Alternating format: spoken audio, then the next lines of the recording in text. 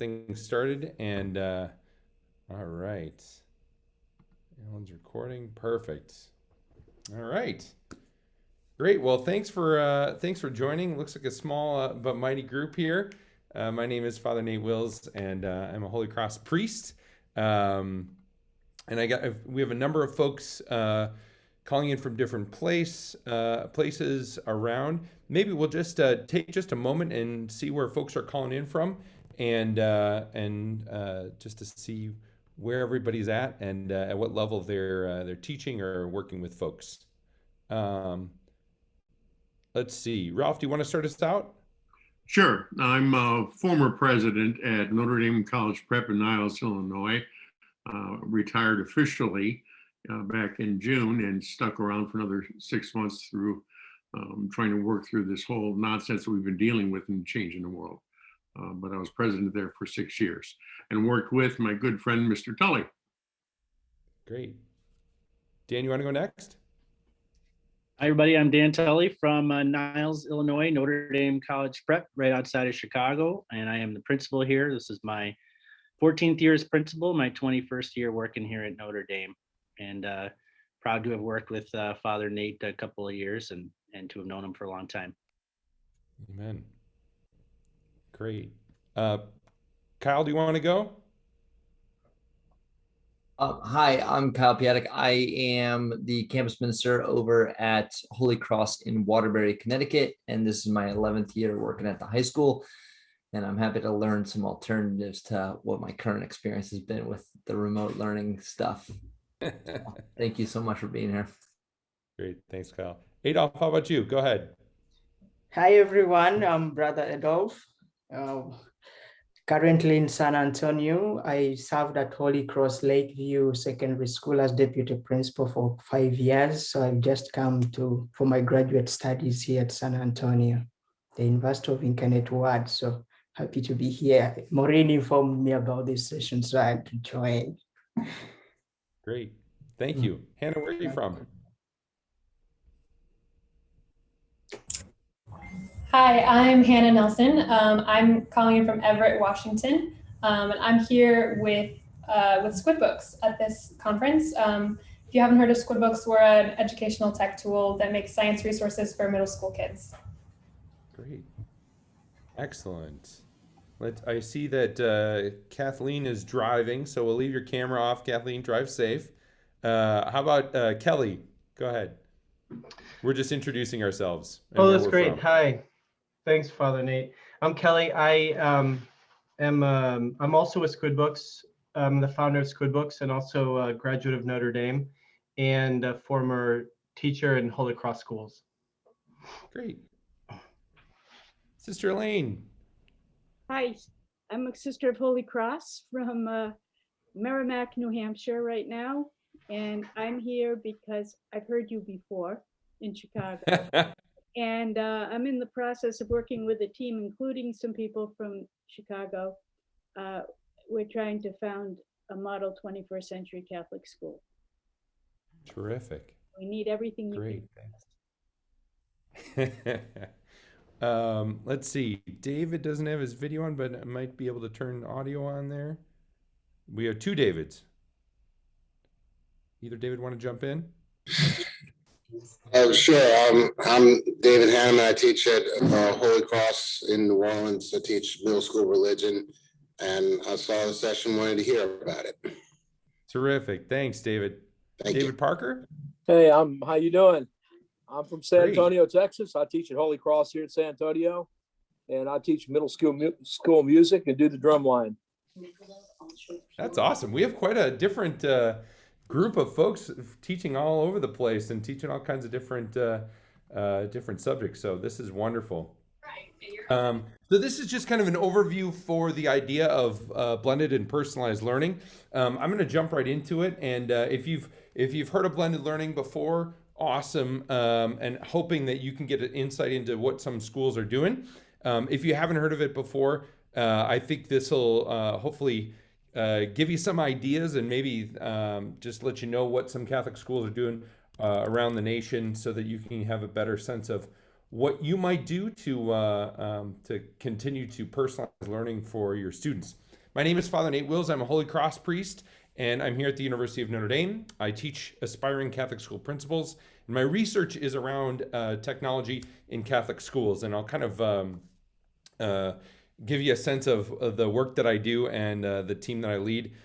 We work with a number of different schools, mostly K-8 schools. So you'll notice that some of my research skews K-8, but we're also working with a Catholic high school down in Dallas, Texas right now, and trying to work at that level as well, to use technology for meaningful personalization in Catholic schools. So I'm going to share my screen here and give you a little PowerPoint so you don't have to stare at me. If at any point, we're a small group, so if at any point you want to jump in and unmute and let me know if you have a question, please do so. And happy to answer some questions and to do what makes most sense. Can everybody see that? Give me a thumbs up. Terrific. Great. All right. Let me make sure I got my cursor here. All right. And there we go.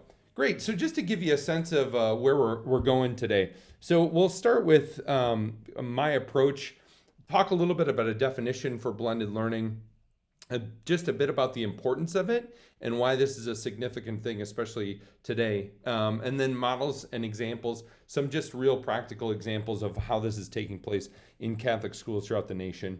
Some of my research findings, and then finally how you can learn more about blended and personalized learning. So this is just kind of a quick glance through all this stuff, and it'll give you a sense of how I'm approaching this. So my approach might be probably similar to you. The reason I'm here is probably the similar one to why you're here, is first and foremost because I love Catholic schools. I love the work that Catholic schools are doing to meet every student's need, to really acknowledge students for their uniqueness, to treat them like they are created in the image and likeness of God, and to give them an education befitting that dignity. So in doing that, my approach is kind of a strange one in the sense that I grew up on technology. So this is this is what technology looked like when I was a kid. There's a logo writer on the left, and The Legend of Zelda on the right. Video games were just home video games were just coming out when I was a kid. And I loved them. I just loved them. And I was like spending all kinds of time on them, and just having spending hours and hours, more than I should have been, on video games. And then when I got to high school, this will date me as well. This is what computers look like in high school. I was kind of the kid in the computer lab who, first of all, I got kicked out of the computer lab for playing this game called Shuffle Puck. But I really got interested in using technology to really advance learning. And we ended up using PageMaker to lay out our school newspaper. And it was just at the time when technology was really becoming more user-friendly in schools.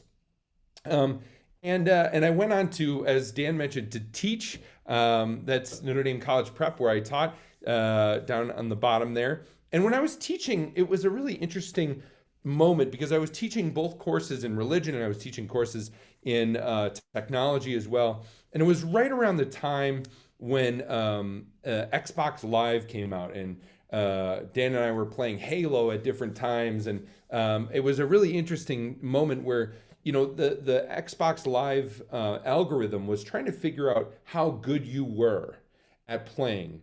And then it would put you against other players of your same skill level, which for me was usually like 9-year-olds, right? But we were often trying to figure out, like, how are they doing that? And why can't we use some of that same technology in schools to make sure that we can find out where kids are at, to put them at their just right level so that things can become challenging? Because I often wondered why it was that we could play a video game for 40 hours, but some of the kids struggled doing, a 10-minute worksheet or working and really focusing. And often it was because the work that they were using was not at their level. It was either too high or too low. So I went to grad school to study this, and I studied technology and education at the University of Wisconsin, go Badgers. And what I ended up coming across was a lot of articles about technology that talked about this stuff, things, devices, and how, one-to-one laptop programs are being used, and should we use clickers in classrooms, and are iPads effective? And it was the least interesting stuff that one could say about education, right? That it wasn't anything actually interesting about technology. And I came across this author. His name is Larry Cuban. He's a professor at Stanford, and he wrote this book called Oversold and Underused. And by the name of it, you can kind of guess what it's about. But basically, he tracked how technology was being used at from pre-K all the way to Stanford University. And he found that often technology was being used like this, right? If you're my age, you probably get this. But this is a game called Oregon Trail, right? And Oregon Trail was basically the game that we got to play when we did the rest of our work in the classroom. So there was like one computer set up in a classroom, and we got to use that computer to play Oregon Trail. I actually really like Oregon Trail. I think it's a good game. I like the fact that you like make decisions and it determines your outcome, that it's like, kind of decision driven. It's actually a pretty smart game, and they've actually remade it. I just saw that new Apple game thing like remarketed this, and it's basically the exact same game. Here's the missing piece. What we never talked about in my grade school was the Oregon Trail. We never talked about it, not once. And I just thought it was like such a missed opportunity that I was all pumped and excited about the Oregon Trail. But we never even made that connection between the work that we were doing there and the work that was happening in the classroom. And Cuban talks about the work. If you're not familiar with Oregon Trail, you might be familiar with this one. This is called Math Rabbit. And if you're not familiar with Math Rabbit, it's math with a rabbit. Basically, just the rabbit brings in little, math problems and whatever. And it's interesting because it's cute and colorful, right?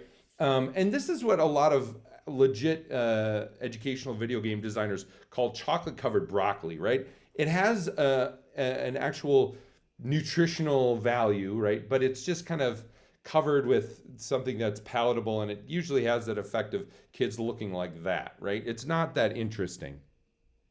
Cuban's final conclusion is, in the end, both supporters and critics of school technology, including researchers himself, have claimed that powerful software and hardware often get used in limited ways to simply maintain rather than transform prevailing educational practices. Now, put in another way, and this is not just in public schools, right? In Catholic schools, Gibbs, Dosen, and Guerrero talked about the way that technology was being used actually in Chicago, just as a preparatory tool for lessons, but not as a tool for students to engage more deeply in the subject matter at hand.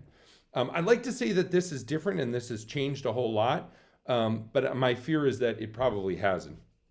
Coming to our own Holy Cross schools, Blessed Basil Moreau has this great quote that says, "How we educate with the mind will change with the times. How we cultivate the heart is and will remain timeless." And although you probably want to focus on that second part of the how we cultivate the heart and how we really seek to form, as Moreau put it, citizens for the world and for heaven, right? That first part, I worry that how we educate the mind will change with the times hasn't really happened at many of our schools. And I think that's a real challenge for us to think about the way that education has happened over these last even 50 years, that ultimately not a whole lot has changed. And although many of the schools had to go online during the pandemic last spring, I worry that much didn't change in terms of the way that teachers were teaching. And in fact, it was pretty much business as usual. Let me show you an experience that I had that kind of stepped outside of that norm. So the first part of it was going to a school where they said they were using really innovative technology. I'm like, oh, great, that's cool. This is awesome. This is on the West Coast. And I went to go see this school. And basically, it was a Catholic school. See a little cross there. It was a Catholic school, and it was kind of using this technology. So it had a document camera and a projector. And this teacher was one teacher with 10 kids in this classroom, which is any teacher's dream, right? Any parent's dream, any teacher's dream. One teacher, 10 kids. And this teacher was doing a math lesson. It was a fourth grade teacher doing a math lesson. And he asked the students a question. He said, how many are, they were doing their multiplication tables, right? And he asked the students, how many are doing their fours? A couple kids raised their hands. How many are doing their fives? A couple more kids that raised their hand. How many are doing their sixes? A couple more kids raised their hand. He said, okay, let's start with fours. So this teacher shuffled through one of these big, card decks of multiplication cards, and he was flipping through, and he said, okay, ready? And with great drama, he swiped it under the document camera, and this came up on the screen. And the kids said, in response to this, said, 44, right? Like, two kids responded right away, kind of 44, but most of the kids just kind of like came in with the tide once they realized that the other kids had the right answer. And two kids had their hands over their mouths, so you couldn't see what they were saying. And basically, in this moment, I thought it was, first of all, this is a terrible use of technology. Like, they're really big cards. You could just hold them up. I mean, why use the document camera in the first place? Whatever. It's just silly. But the actual practice is a good practice. This teacher was trying to get formative feedback about student performance, trying to do something, build automaticity in the multiplication tables. And that's great. And he was trying to meet his students where they're at. But what he was doing in this moment didn't really accomplish that. In fact, you could probably say he only knew what two kids in that classroom knew. The two kids who said it right away. Those kids, yeah, they probably know it. And then the two kids that had their hand over their mouth, maybe they didn't know it, but not necessarily, right? Maybe they're a little slower at audio processing or visual processing. Maybe they're on their sixes and they're like, fours are for babies, right? And they didn't want to answer it. Maybe they had actually said the answer the day before, got it wrong publicly, and the social cost of failure was too high for them, right? Where they were like, you know what? I'm not doing this. I'm putting my hand over my mouth and I'm not answering this, and let the other kids do it. And the rest of the kids in that class, the teacher has no idea what they know. No idea. Even 10 kids in one class. So at best, the teacher knows what 4 kids know in that class, but probably not even that. Similar, and by contrast, another school I went to that same day had kids on technology where they were using adaptive computer programs to actually give them problems that were similar to that one, but it gave the teacher a ton of data feedback about not just if they got it right or wrong, but how quickly they worked and how they were doing around on problems of that type. So the teacher was able to use that data to make really thoughtful, targeted interventions for that kid and know exactly where every kid in that class was, right? What their level and their fluency was. That teacher was able to take that data and make really smart ability groupings from that data to take those groups and say, all right, I'm going to work with this group while that group works, so that she could make really targeted interventions, and then actually mixing up some of those groups to do socially constructed learning, which is actually helpful in allowing students to help teach each other using language that makes sense to them. So that teacher was doing something authentically different. And I thought, boy, there's something there. And they were using technology that's not new, right? This has been around for a while. Sal Khan's Khan Academy has been on for quite a while, around for quite a while. And, as well as Clayton Christensen's book about disrupting class. That's been around for years and years. And in fact, he made this audacious claim that in the year 2019, over half of the courses taught in America will be online. And everybody was like, haha, that's not going to happen. Well, it turns out he was wrong by a year, and it was because of pandemic. And it was more than half. But his point was that educational sector is rife for disruption in the best possible way. There's a whole lot of people who are creating really authentic technology that's algorithmically driven, that's for use in classrooms. So for example, this is Khan Academy, which allows a teacher or a student to map their knowledge of math. This is a screenshot of a program called Dreambox that doesn't just say to your student or your kid, hey, look, you got a B in reading, right? Like that's what we normally tell parents. You got a B in reading. Well, that's actually not that helpful in getting a sense of where they're at. And Dreambox Learning, which is a lot, this is in math, gives you a sense of how a student is doing across a grade level, right? Kindergarten, first grade, second grade, third grade, fourth grade. And then some of the skills that are inherent in all the way across there, how much of those skills they've completed, to really give a parent or a teacher a breakdown in a helpful way to see what skills a child has mastered. In terms of English language arts, a program like iReady allows a student or a teacher or a parent to see where a student is across a lot of different domains, not just where they're doing in reading, but also to see have they are they struggling with vocabulary? How are they doing with comprehension? So to give them a better sense of how to help that student out.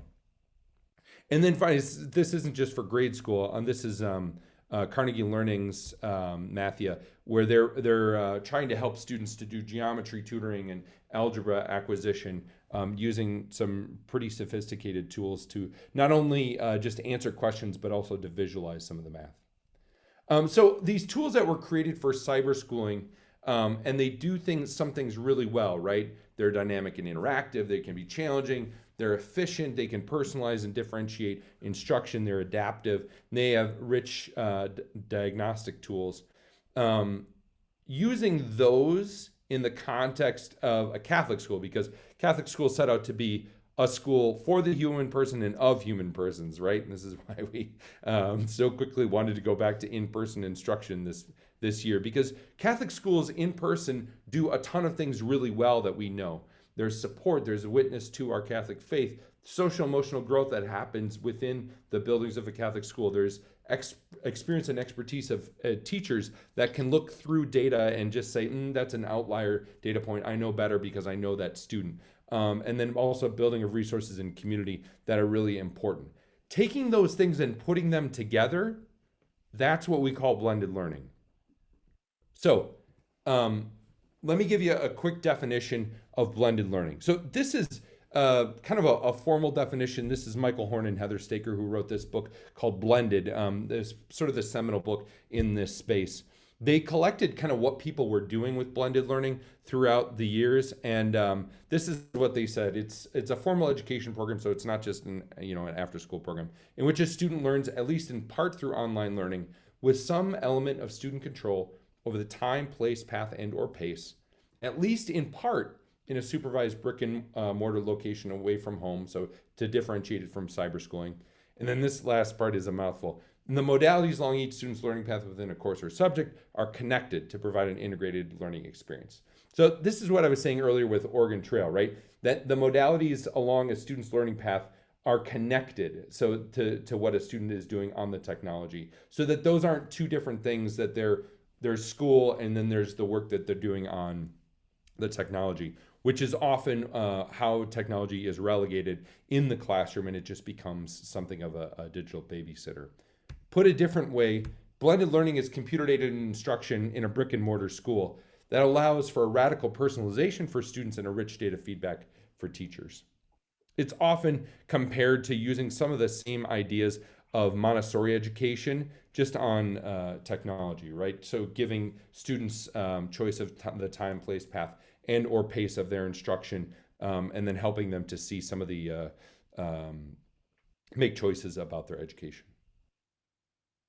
All right, so why is this in any way important or interesting? So let me give you just one piece of educational research here, and I'll point to this, what I call the differentiation dilemma, that we believe, as I mentioned before, that every child is created in the image and likeness of God. This is kind of a central tenet of what we believe in Catholic schools. And then also, secondly, we know that kids learn better with personalized instruction. This is, and I'll give you just a piece of educational research on this.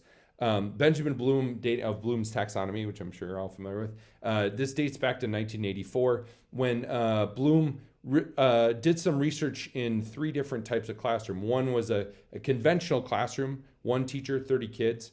A mastery learning classroom where students moved, I should say the conventional classroom was just sort of a lecture type of thing.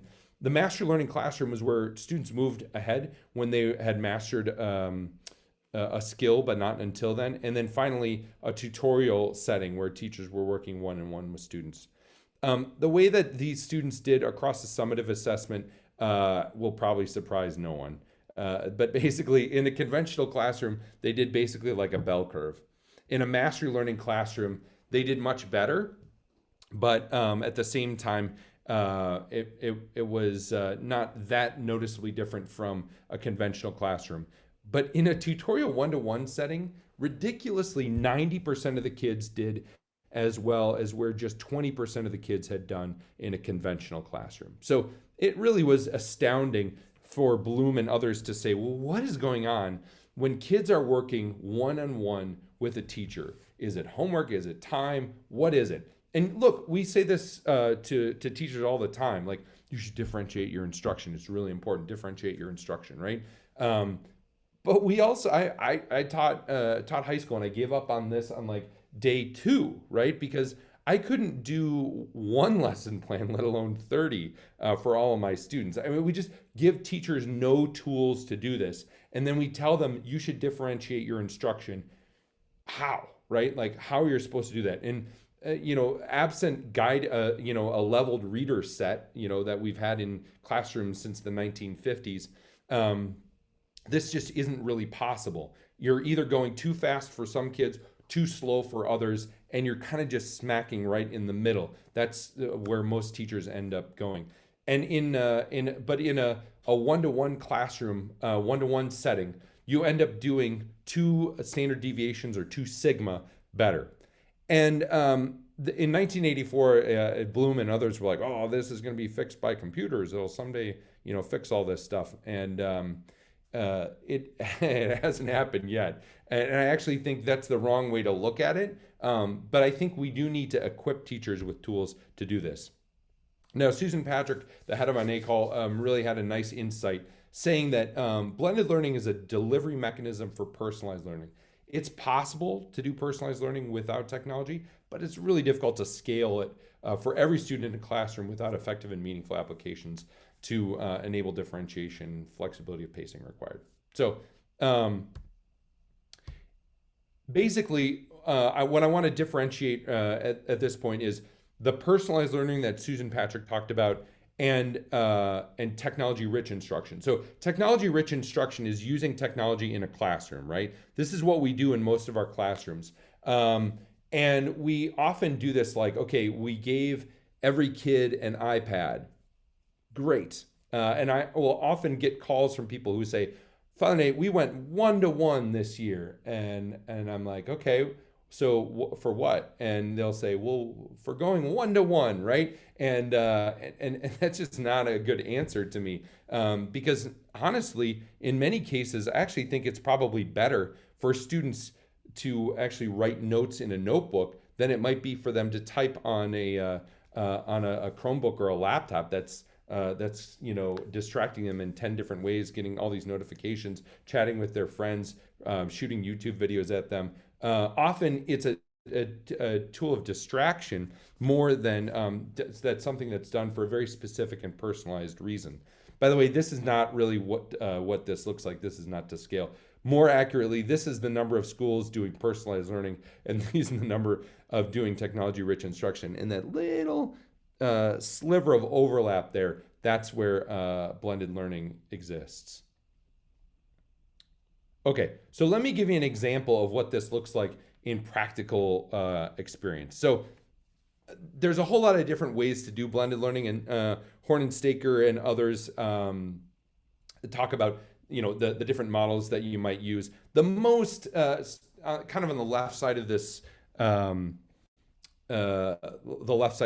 page is much more to the point of, I can like annotate on this. Cool. Much more like a traditional classroom, right? Like it's the station rotation model is much more exactly what most classrooms look like that are doing blended learning. And I just lost my cursor here.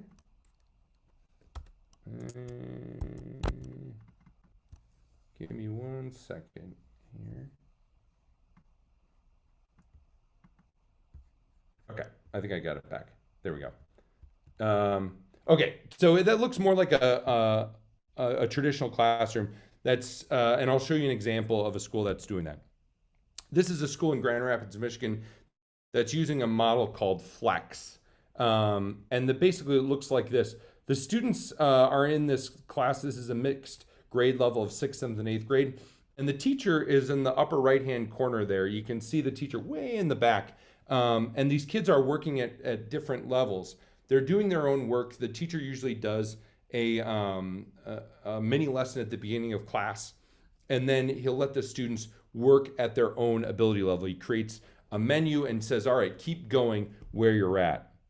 And the students basically they use some of the videos that have already been, that connect to their textbook, right? So they watch a video. They'll actually do some practice problems based on that lesson. And then they'll do both a teacher and peer conferral to see if they understand the practice problems. Then they'll go back to the computer and do a quiz that'll give them some feedback in terms of how they did. If they didn't hit a certain threshold, they'll do some more practice problems to reinforce that, again, with teacher and peer conferral. And then they'll take a test to really get a sense of where they're at. And students, for the most part, are working on their own in this classroom. And it really is a great model of a mixed grade classroom. And they've done this by, they had to do it because they were a small rural school. And but they really found this to be an advantage. And as students have questions, they just go up to the teacher. The teacher basically acts like a help desk. And this is possible because of they have one-to-one devices, obviously. It really emphasizes independent work, and the teacher is working in 90-minute math blocks. And it's funny, I did extensive research at this school, and at one point in this 90-minute math block, the teacher had to make a correction. He said, "Kevin, get back to work." And the students were just really working hard, and I had to ask this teacher, like, what is going on here? Like, have you drugged these children? What's happening, And he said, really, no, they just know what they're doing. And he said he's had to switch his approach from using his time, energy, and expertise, like essentially, he said, if you think of it like being a baseball coach, right? I could spend my time, energy, and expertise as a baseball coach whipping fastballs from the pitcher's mound. And you know what I'm going to get? I'm going to get a sore arm, right? Versus the fact that I can actually buy a pitching machine and spend my time, energy, and expertise like a batting coach, right? And utilizing the technology like a pitching machine, which, by the way, is faster at grading than I am, more efficient, and gives immediate feedback, which is something most teachers can't do, right? They'll grade a worksheet, give it back in 1 day at best, 2 at worst. And in the meantime, students, if they've gotten the ideas wrong, they've reinforced those neural pathways erroneously, so that they're actually memorizing the way to do that in the wrong way, versus correcting it right away and saying, like a batting coach, changing your stance so that every swing you take is accurate and you're reinforcing and practicing it the right way. Not taking wild swings like that last kid. So it really begs the question of how are you doing? How are you using your time, energy, and expertise in your classroom? Are you using it for coaching and doing, reflecting on students' data, writing practice, Socratic dialogue, real, close attention to students? Or are you doing low yield practices, right? Like a large group instruction, but individual engagement. Like, okay, be quiet back there. Be quiet back there. Or one student who says, can you say that again? And I didn't understand. Can you repeat that, right? And everybody else in the class heard it, but maybe one kid.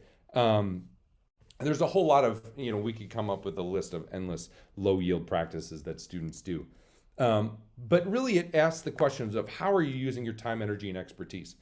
And if you think about a high school setting for just a moment, when you think about a foreign language class, right? So basically, what I did a lot in my foreign language class in high school was we practiced pronunciation and sentence structure, and I made a lot of flashcards, right?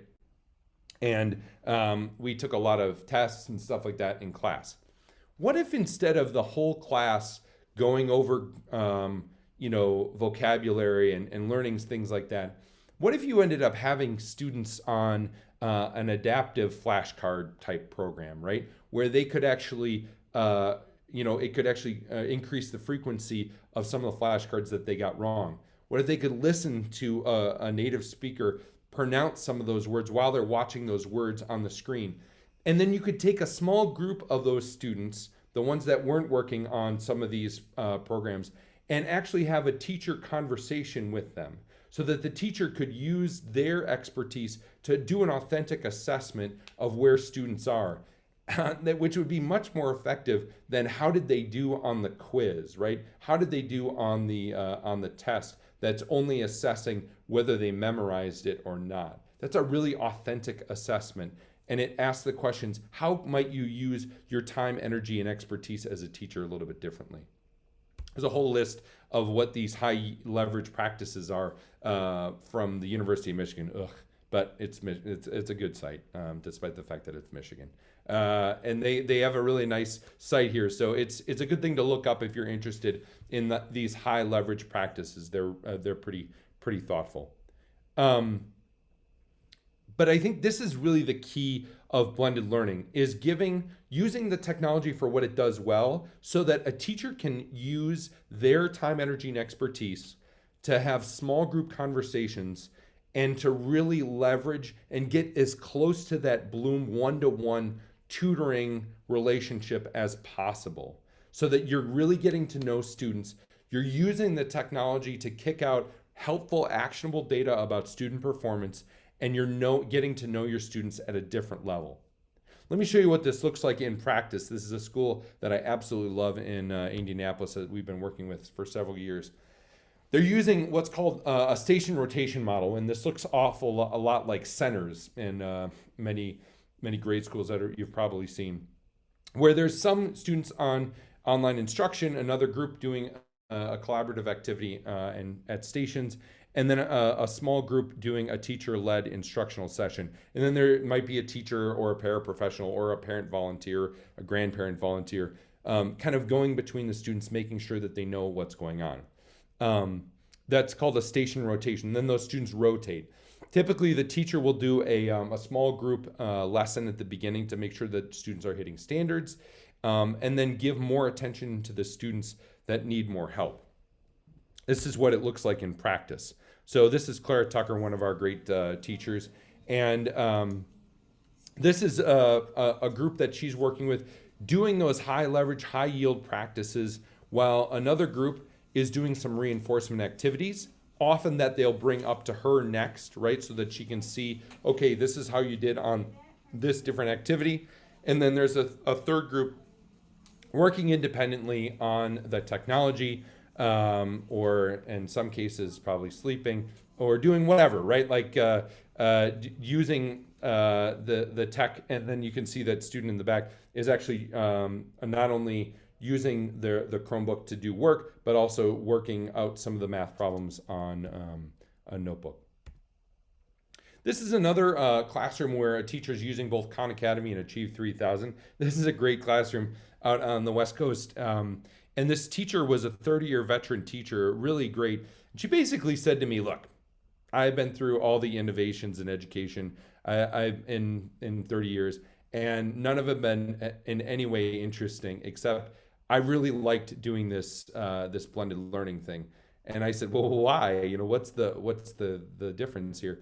And she's using this program that I mentioned called Achieve 3000, which basically has a ton of articles that have all been written at different Lexile scores, right? So that a student, when they're logging in, the first thing they do is they take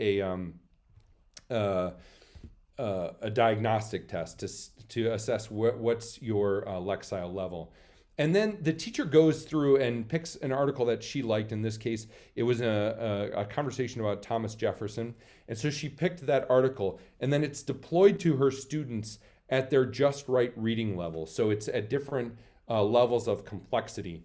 And the teacher said, basically, look, this is in some ways valuable to me because I've had the most robust conversations I've ever had with my students, because nobody's blown away by the fact that it's too complex for them, right? It's right at their level, and I'm having really thoughtful conversations with students who aren't just like saying, well, this is dumb, I don't understand it, forget it, right? And this is what, just to give you a sense of what Achieve 3000 looks like, I'll just read a couple lines here. And so you can see the difference between Lexile score 500 and 1000. So when were you last in a store? Did you buy shampoo? Sometimes you can smell shampoo before you get close to it. The smell is spread out in the air. There's a process that makes this happen. It is important to sales. Okay, Lexile score 1000. When you walk toward the shampoo section in a store, you can probably smell a fragrance even before you get close. The same process that spreads scent through the air is important to sales. Same exact information, just different levels of complexity. Now, what I'm suggesting here is these are just how some schools are using technology for differentiation. What I'm not suggesting is that you do an exact replica of what any of these schools are doing. What I'm suggesting is that take some of these insights and make it your own, because what works for some students is not going to work for others, right? And is going to seem like, oh boy, that is not a good approach at all.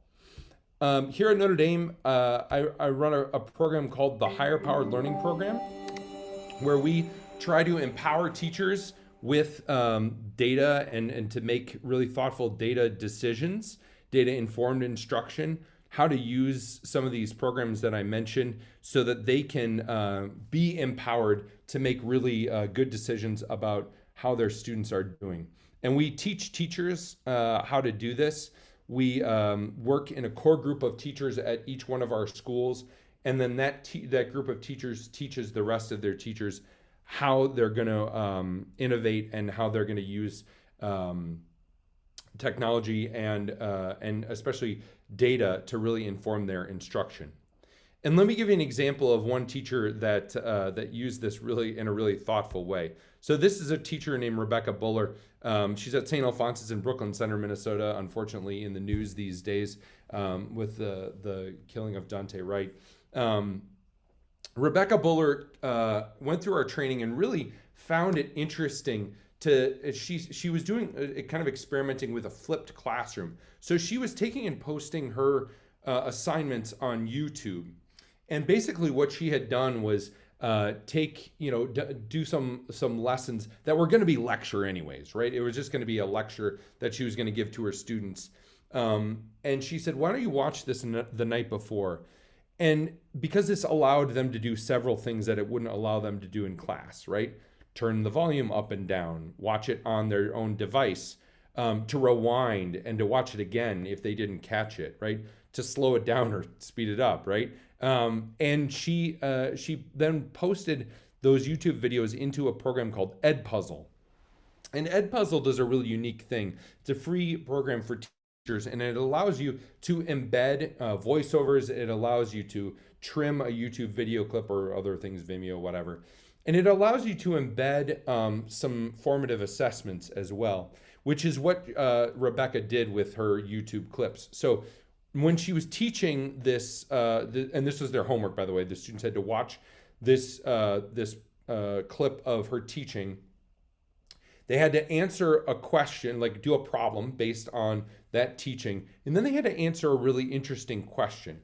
Rebecca asked these students, how comfortable do you think you are with this concept? From a 1 being, I'm not comfortable at all, to a 5 being, I could teach this tomorrow, right?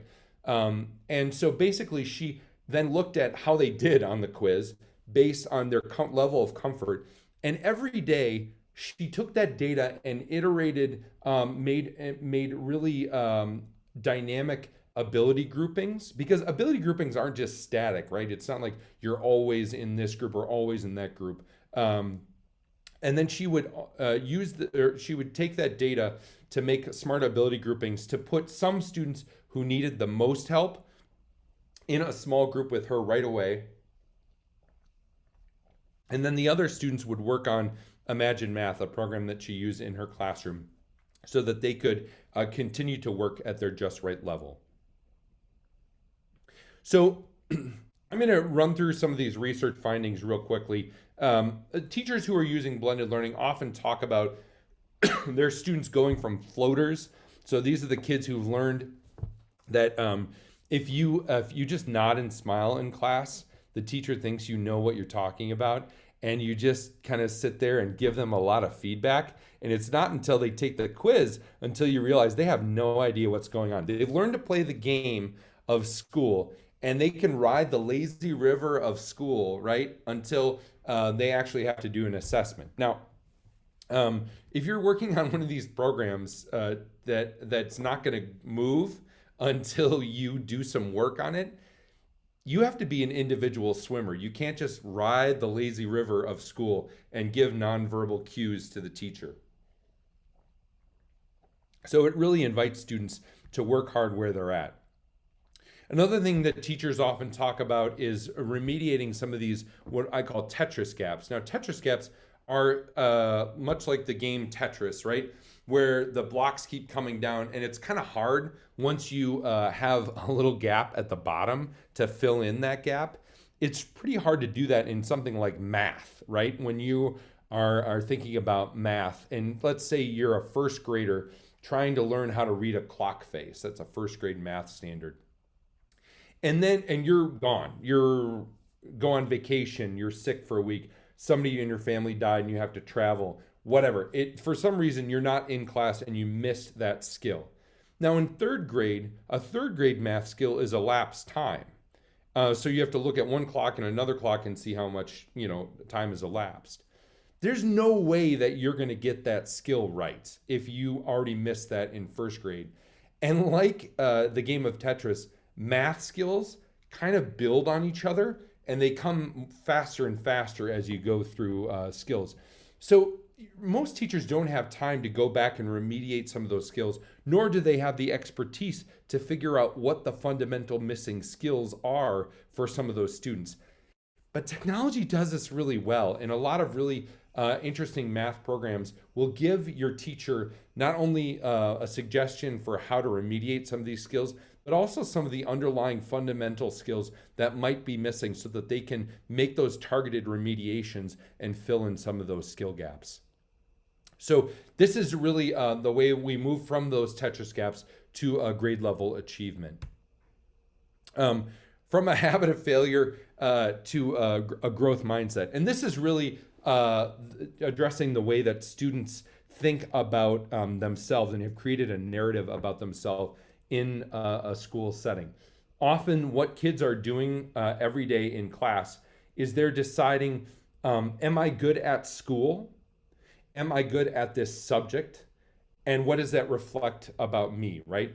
And often when a student is constantly failing at something like math, they're creating a narrative for themselves that says, I'm not good at math, and you know what? I'm probably not good at school. But if they're actually succeeding, maybe they know they're a half a grade level behind their developmental peers, right?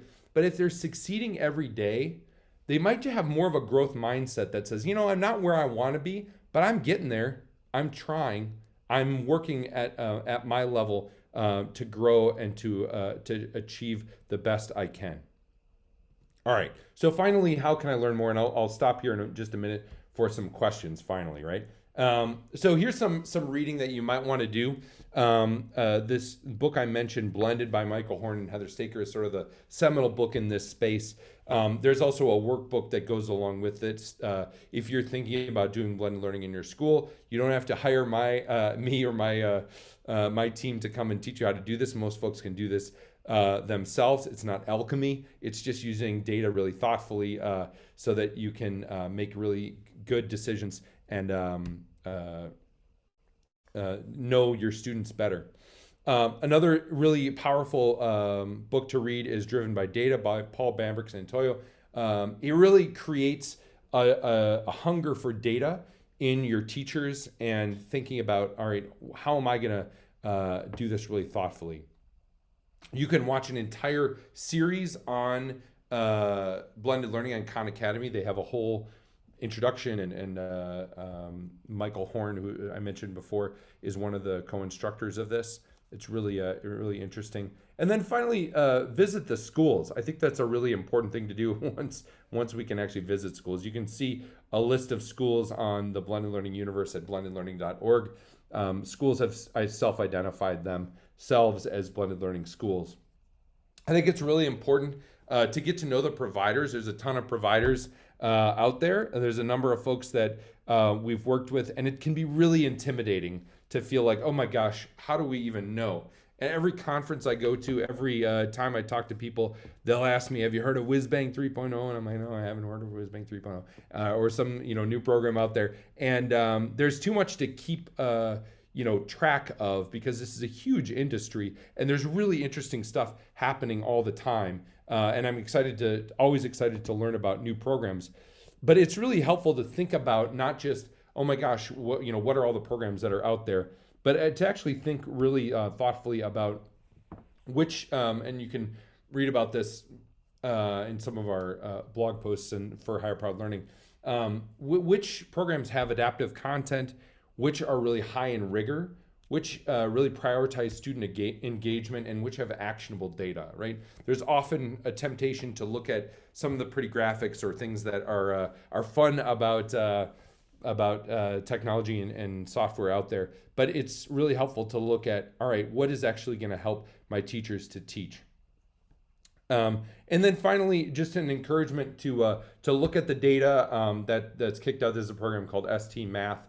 And just to the point that I made earlier, that it's not just about how cute the Gigi the penguin is, but it's about the data that really comes back here, how it's helpful and how it's helping the teacher to move forward.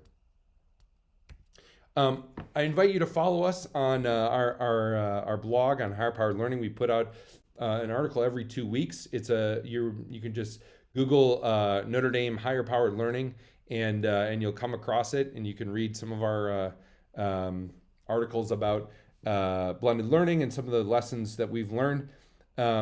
I tend to think that we talk about this as blended learning and personalized learning now, but in 5 to 10 years, we're just going to call this learning, right? Using technology to help teachers learn, to help teachers teach and students to learn. So I'm grateful for your time and would love to chat and take any questions that you have about all this stuff. So sorry to continue to go on and on, but a lot of data, a lot of information in a short amount of time.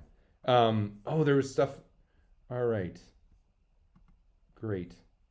Yeah, so I'll share the slides in the portal. I'll just put a PDF of those. I think we're until 5:15, right?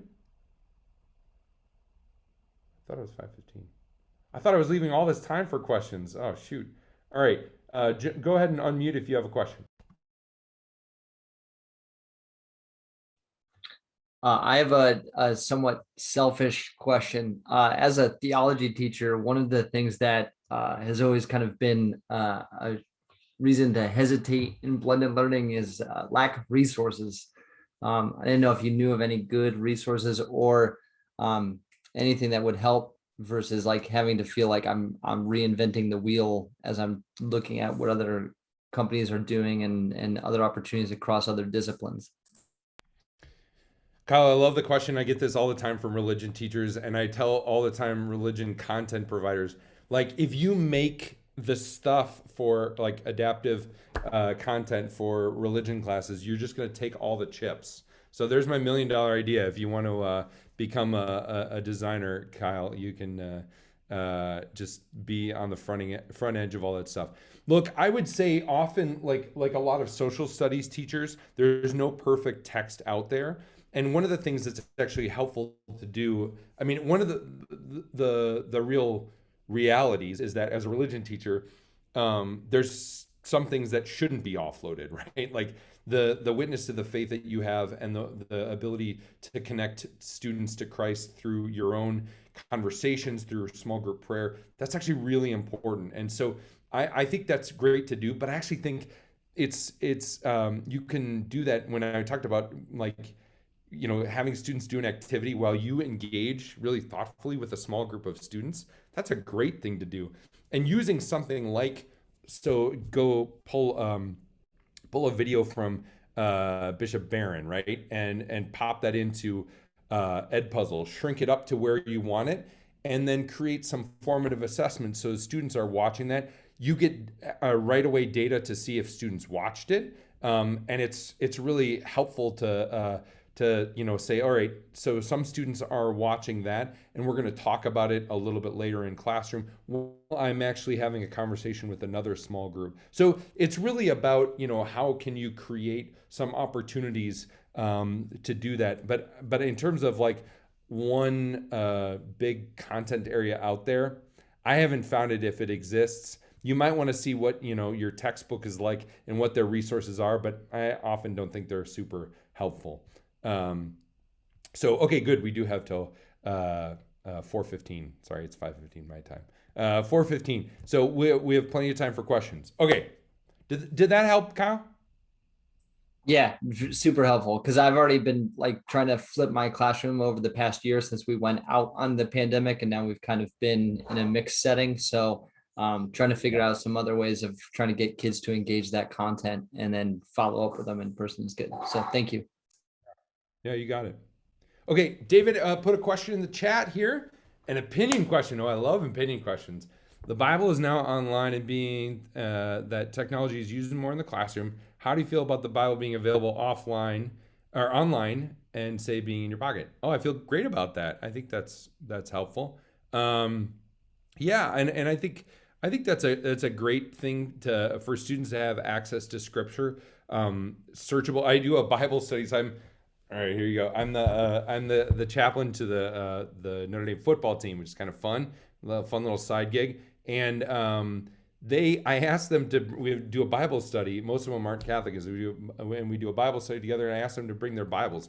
Most of them just showed up with their phones. And I'm like, what? Don't you have a Bible? I'm like, no, I got it on my phone. I'm like, all right, fine, whatever. I'm utterly biased. I'm also realized that I'm of a different generation where I feel like there's something really beautiful about that being in your hand, being able to like annotate and do that. I still don't feel like you can do that as well. I mean, Kindle has some things that you can do, but which are actually unique. You can see other people's highlights and stuff like that. But I actually think there's something really beautiful about that physical nature, which is why I think, more so than ever, look at Ascension Press, Ave Maria Press, Word on Fire. All of them have just come out with physical Bibles because they realize that like this is actually helpful and people really want to have something physical in their hands. Now they're a little bit more sophisticated, and they're really creating some good resources around that and study guides around that, ways to connect sort of the digital content, like Father Mike Schmidt's podcast with Ascension Press's Bible, right? So I think there's room for a lot of that. I tried to use the Bible app with a parish religious ed class. The benefit of it very much was that the kids could get the scripture in whatever language they needed. So I had a couple of kids who are first generation Latino, and they tended to go towards the English, but when they were working with it with their families, they had the Spanish, the Latin, the Spanish right there. You know how old I am. So that was a really nice thing. It also has ways of sharing faith, of sending messages. I think it has to be developed and controlled by adults a great deal. But as you get older kids in high schools, for instance, if you're doing comparative religions, you can get Bibles. There's a whole list of Bibles to choose from. You simply have to guide them. But if you were doing a comparative study, it would be really helpful. So I think it's both and. I prefer to have a Bible in my hands too. But what I discovered with these kids was that they didn't have them at home. The families didn't have them. So this was a start. Sister, I think that's a really important point about both access, right? Like that everybody's got a smartphone and they're always going to have that, right? So it really is really there. And what I think you touched really nicely upon is some of the affordances, some of the things that it does really well.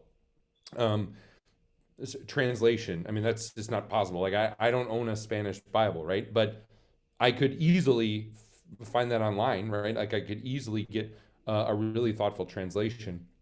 But there's also challenges and sacrifices too, right? Like when I'm reading my physical Bible, it doesn't pop up a text message, right? Like that interrupts my prayer. Like that's a challenge, and that's going to take me out of that moment. So I think there's great ways to think about that stuff, and I think as with all technology, you have to just be really honest about what are the affordances and what are the limitations and challenges. I keep asking myself, okay, or reminding myself is a better way of saying it, that the children we teach today are going to be adults, and things will have changed so dramatically in the next 10 or 15 years. The kindergartners today, when they're 20 years old, how are we preparing them for that? So if everything or most things are going to be digital, we better be preparing them for getting that in a mature and ethical way. Yeah. Now, I think there are some ideas that are kind of platform agnostic, right? Like this is dangerous to use word to use these days, but like that sort of translate across different platforms. Think about like argumentative writing, Yep. right? Like that's actually really important to teach students, and that's a key like 21st century skill that many students haven't learned, and often that's something that we sort of skip over. But if you actually learn how to do that well, you're going to just like run the table in high school and college and probably in like law school, right? Like it's a really important skill. And so we often, direct teachers to like a program like Think Circa, which is really helpful, CERCA, which is an acronym for this way of doing argumentative writing. That allows them to collect data, make a claim, do an argument, and it kind of really walks you through that program. Now, it's not snappy, and students often feel like, oh, I'm on technology. This is gonna be as exciting as playing Fortnite. It's not. It's learning. It's hard. And once they make that brain switch, which is why a lot of our schools that had been doing blended learning actually found it easier to transition to virtual schooling, because the kids were used to using these programs. They were used to thinking at a different way, and not reading like we read on computers, which is like Yeah. right, but actually digging in a little bit deeper. Just as an aside, I was working with a group that was going into Catholic schools to do some work, and they kept talking about agnostic platforms. And these were schools that weren't even started yet in this. I said, I would be careful about using the word agnostic. Nobody's going to want to do it in a Catholic school. You better check that out. Explain it well. I'm with you. Trigger warning.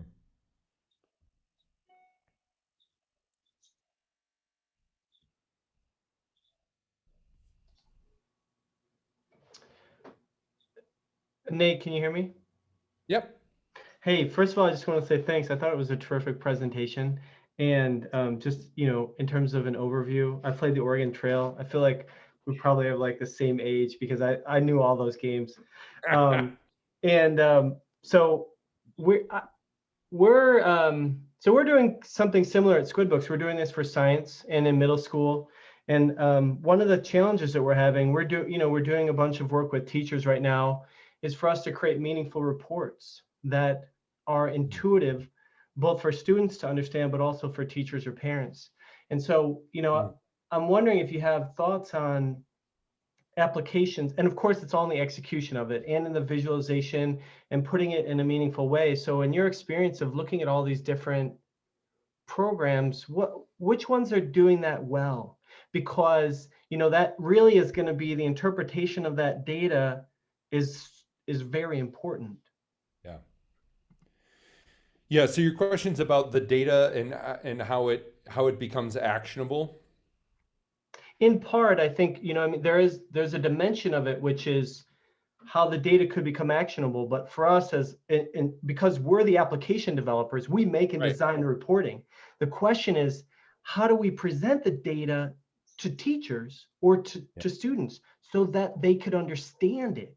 So because what we're doing, we're in our third iteration of our reporting right now, for example, and we're still working with teachers trying to get feedback and make it more understandable so that it can become better and keep improving over time. And so what I'm wondering is like, hey, I'm sure you've seen a lot of the different reports from a lot of these different applications saying like, look, these people are doing a great job with reporting. Check them out. Like in terms of a direction for us to do research, because we're also trying to, do the best that we can as a group to continue to improve.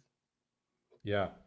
Well, first of all, I'm glad you're doing that in terms of really, focusing the conversation on teachers and seeing how it's used in practical application, because that's really exciting. And it's funny, I haven't seen a lot of personalized instruction out there around science education. So I'm excited about the work you guys are doing, especially usually what they do well is NGSS 8, right? Like of looking at that's really the only one they touch. But some of the other next generation science standards aren't as applicable. So, all right. So I would say the things that are really helpful to teachers would be one, when they get the data, it's not just about, did they get it right or wrong, but how close are they to mastery? If they're able to change the threshold of mastery, right? To say what does mastery mean in my classroom? Some programs define that as 70%, some as 80, some allow you to crank that up manually. I think a really helpful thing for a lot of teachers is actually giving them suggested lessons to remediate some of these skills. And looking at, as I mentioned before, some of the underlying skills that build up to that, right? Like thinking about what are the fundamental and foundational skills, and identifying those for teachers and allowing them, I think this is the advantage of a program that's really deep, not just wide, right? If it's deep, then you can actually link back to other grade level standards and say, all right, if you're at this in biology, here's a skill from life sciences that's actually going to be really important. I think that's a helpful thing to do. The visualization, the more I would say work with with two people, like a graphic designer and a user interface person, to just really to make it as clean and clear as possible. I think often one of the challenges that teachers run into is that it's so much data, like that even that sheet that I showed about like ST math, where it's just like bleh, like data overload. If you parse the data or even roll out and scaffold the way that a teacher looks at the data to say, okay, here's the first data point. Okay, that's what you're going to look at. Now, here's another level. Okay, here's what that means. Now, here's another level. Part of that is going to be professional development, that you're allowing them to see that piece by piece there. But there's a way to do that in the program to like gradually reveal that, I think, to teachers and to get them to more sophisticated levels over time. But I think a lot of it is just looking over a teacher's shoulder as they're doing it, having them talk aloud, doing some of the user testing that I'm sure you're already doing. Mm-hmm. Thank you. Is that helpful? It is helpful, yeah. I would like to connect with you at another time, though, because I would like to talk more about this. Yeah. No problem. So we're at T-5 here. Al's been kind to mention that we got about 5 minutes left, so 4 minutes left now. Any other questions that folks have?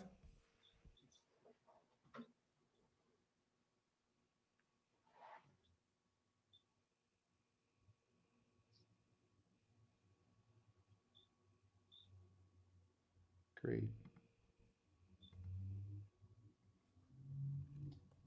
Great. Well, I put my email address in the presentation there, but I'll just put it in the chat here really quickly. If there's things that you need or reach out, I'd be happy to chat with anybody or give a call. And you're welcome to connect with me or my team.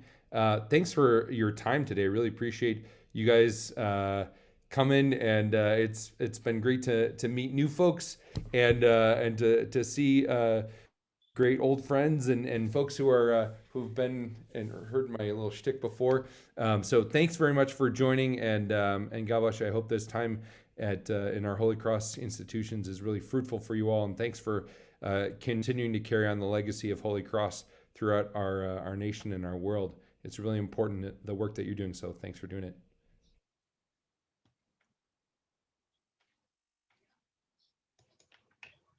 Great.